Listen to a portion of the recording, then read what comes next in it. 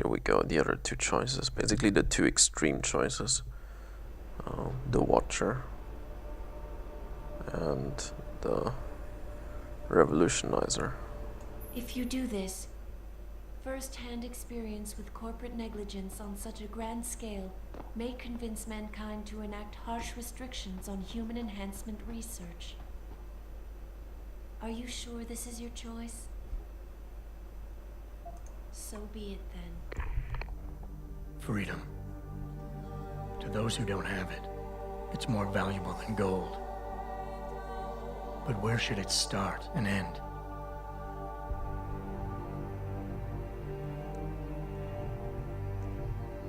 We humans often think we have the right to expand, absorb, convert, or possess anything we need to reach our dreams. But time and time again, hasn't this led to conflicts with others who essentially believe the same thing? Looking back on the challenges I faced, at the way I often resolve them, I realize morality can become our saving grace. Most of the time, didn't I try to keep my values in mind, knowing how my actions would affect others? More often than not, I resisted the urge to abuse power and resources simply to reach my goals more swiftly. I managed to hang on to my humanity, but the temptation to ignore it was always there. It's that temptation that so worries Taggart. He's not afraid of freedom. He's afraid of the chaos that erupts when individuals have nothing but morality to constrain them. He wants us to regulate enhancement technologies because he fears all that power without limits, without guide rails to keep us from abusing it. Absolute freedom is no better than chaos. Society needs laws and regulations to protect it. So if the men and women behind Taggart need to work in the shadows, pulling strings to enable us to head in a safe direction, will supporting them be all that bad? If they're as wise as Taggart says, how bad will their leadership be?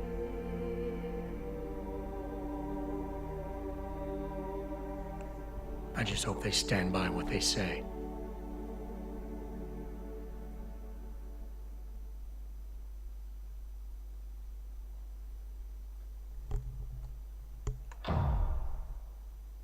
And here we go with the other extreme, which is what Seraph wants us to broadcast.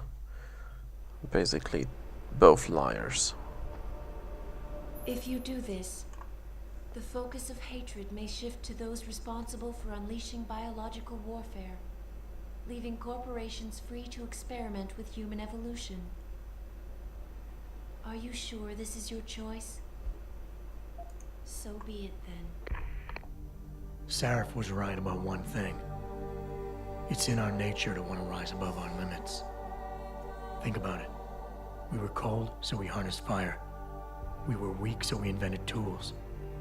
Every time we met an obstacle, we used creativity and ingenuity to overcome it. The cycle is inevitable. But will the outcome always be good?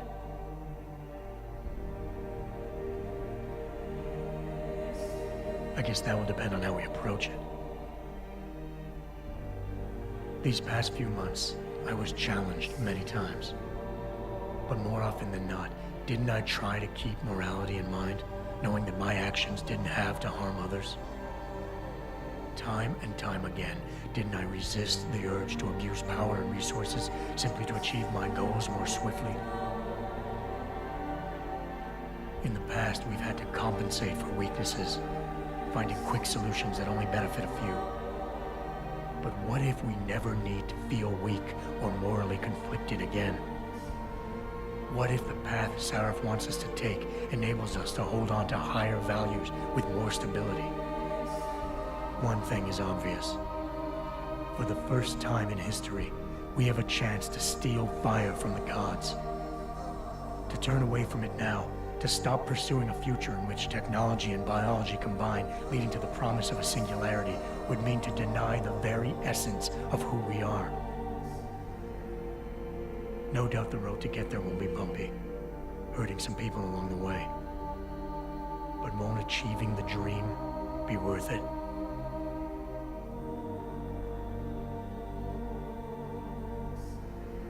We can become the gods we've always been striving to be. We might as well get good at it.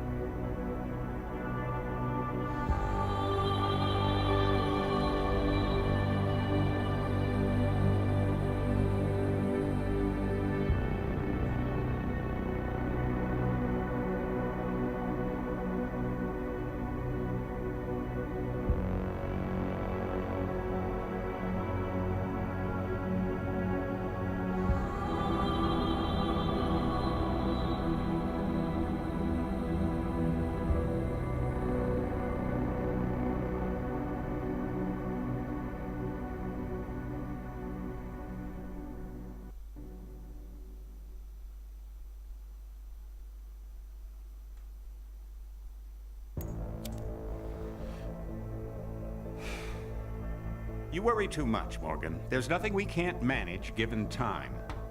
She's here. I have to cut this short. Keep going through the wreckage. Maybe we'll find something we can use for the Morpheus initiative. Come in. Dr. Reed. We're so pleased you decided to join us. Where else could I go? No regrets, my dear. As Ariadne told Theseus before he entered the Minotaur's labyrinth, always forward, never left or right. You'll be very interested in our current project. We're breaking new ground. Yes, the nanite virus chimera is quite intriguing. I'm looking forward to seeing the hybrid project up close, Mr. Page.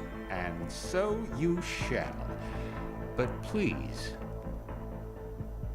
call me Bob. Now, just gonna show you what my message to the world would be. So, hang back and relax. I'm sorry, but I don't want to be an emperor. That's not my business. I don't want to rule or conquer anyone. I should like to help everyone if possible. Jew, Gentile, black man, white. We all want to help one another. Human beings are like that. We want to live by each other's happiness, not by each other's misery. We don't want to hate and despise one another. In this world there's room for everyone, and the good earth is rich and can provide for everyone. The way of life can be free and beautiful, but we have lost the way. Greed has poisoned men's souls, has barricaded the world with hate, has goose-stepped us into misery and bloodshed. We have developed speed, but we have shut ourselves in. Machinery that gives abundance has left us in want. Our knowledge has made us cynical, our cleverness hard and unkind. We think too much and feel too little. More than machinery, we need humanity. More than cleverness, we need kindness and gentleness. Without these qualities, life will be violent, and all will be lost. The aeroplane and the radio have brought us closer together. The very nature of these inventions cries out for the goodness in men, cries out for universal brotherhood, for the unity of us all. Even now, my voice is reaching millions throughout the world. Millions of despairing men, women, and little children, victims of a system that makes men torture and imprison innocent people. To those who can hear me, I say, do not despair. The misery that is now upon us is but the passing of greed, the bitterness of men who fear the way of human progress. The hate of men will pass, and dictators die. And the power they took from the people will return to the people. And so long as men die, liberty will never perish. Soldiers, don't give yourselves to brutes. Men who despise you, enslave you, who regiment your lives, tell you what to do, what to think, and what to feel, who drill you, diet you, treat you like cattle, use you as cannon fodder. Don't give yourselves to these unnatural men, machine men with machine minds and machine hearts. You are not machines, you are not cattle, you are men. You have the love of humanity in your hearts. You don't hate, only the unloved hate, the unloved and the unnatural. Soldiers, don't fight for slavery, fight for liberty. In the 17th chapter of St. Luke it is written, the kingdom of God is within man, not one man nor a group of men, but in all men, in you. You, the people, have the power to create machines, the power to create happiness. You, the people, have the power to make this life free and beautiful, to make this life a wonderful adventure. Then in the name of democracy, let us use that power. Let us all unite. Let us fight for a new world, a decent world, that will give men a chance to work, that will give youth a future and old age a security. By the promise of these things, brutes have risen to power, but they lie. They do not fulfill that promise. They never will. Dictators free themselves, but they enslave the people. Now let us fight to fulfill that promise. Let us fight to free the world, to do away with national barriers, to do away with greed, with hate and intolerance. Let us fight for a world of reason, a world where science and progress will lead to all men's happiness. Soldiers, in the name of democracy, let us all unite!